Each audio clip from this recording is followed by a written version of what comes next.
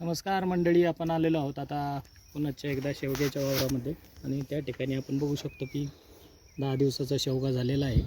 आणि त्या शेवग्यांची मुळं मजबूत होण्यासाठी किंवा शेवग्याच्या मुळ्यांचं बुरशीपासून सुरक्षा होण्यासाठी आपण हे बॅवेस्टिन आणि G5 फॉलियर अशा 2 औषधाचं आपण मात्रा देत आहोत.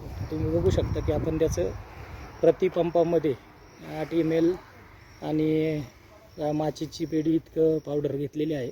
आता आपण त्यांना वाढूया, बघूया कसं वाटतंय ते.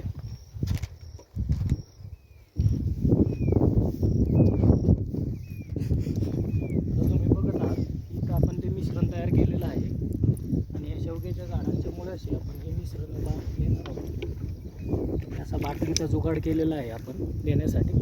आपण आता मुळाशी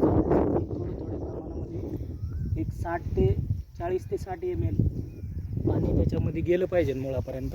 अशा पद्धतीने त्याची आपण मात्रा देणार आहोत. धन्यवाद.